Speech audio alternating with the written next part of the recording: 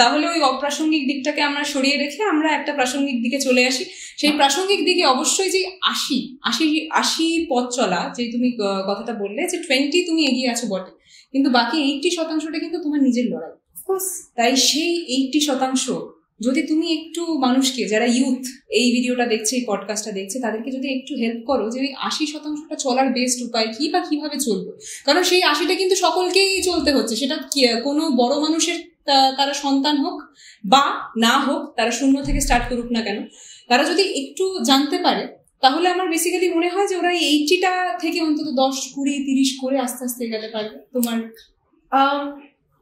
আমার মনে হয়, দেখুন আমি কিন্তু রাজনীতিতে খুব নব্য, তো আমার থেকে মানে কি করা উচিত আমি এখনো শিখছি। আই এম স্টিল স্টুডেন্ট আমি মনে করি।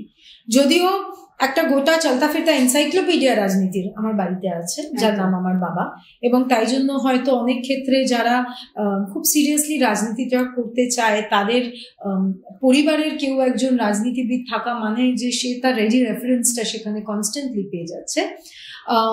তো সেই দিক থেকে দাঁড়িয়ে তো আমি বলবো নেপোটিজম ইজ গুড, কিন্তু তবুও আমি নিজে যতটুকু শিখতে পেরেছি এতদিনে, আমার মনে হয় there is no alternative to ground work. জনসংযোগ, একদম মাটির সাথে মাটি আঁকড়ে পড়ে থেকে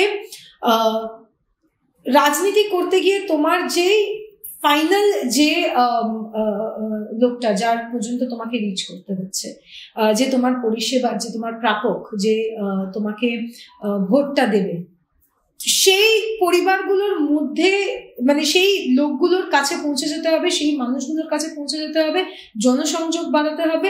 এবং আমরা যে দলটা করছি, আমি আমার মিটিং মিছিলেও এই কথাগুলো বলি যে আমাদের হাতে না অস্ত্র, ওই রামনবমীতে এই তরোয়াল নিয়ে, ওই বন্দুক নিয়ে ডিসকে অস্ত্র চালানো, ওই অস্ত্র আমাদের দরকার পড়ে না। কারণ দিদি আমাদের হাতে যে অস্ত্রগুলো তুলে দিয়েছে, সেই অস্ত্রগুলোর নাম কন্যাশ্রী, রূপশ্রী, লক্ষ্মী ভান্ডার, স্বাস্থ্যসাথী কার্ড, শিশু সাথী থেকে সমব্যাথী, আজীবন মৃত্যু, এত অস্ত্র।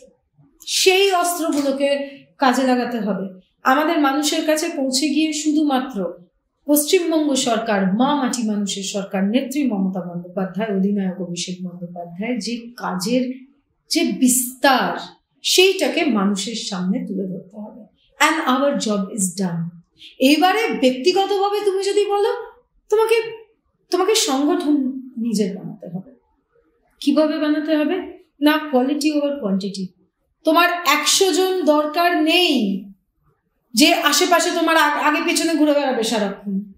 তোমার ওই 5 জনই এনাফ, যারা তোমার কোয়ালিটি সংগঠন, যারা তোমার হয়ে তোমার বার্তা লোকের কাছে পৌঁছে দেবে, দলের কাছে পৌঁছে দেবে, যাদেরকে তোমাকে আলাদা করে আয়রে বাবা করতে হবে না, যারা দলের ডাক আসবে, একটা মিটিং বা মিছিলের ডাক আসবে, তোমার ডাকার আগে তারা পৌঁছে যাবে, নিয়ে ব্যানারটা ধরে একটা মিছিল করে দেবে।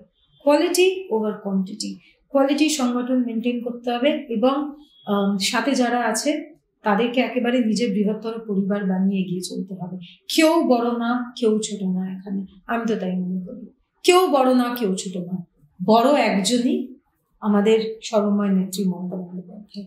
বাকি আমরা প্রত্যেকে কর্মী, এবং কর্মীর কাজটা আমাদের।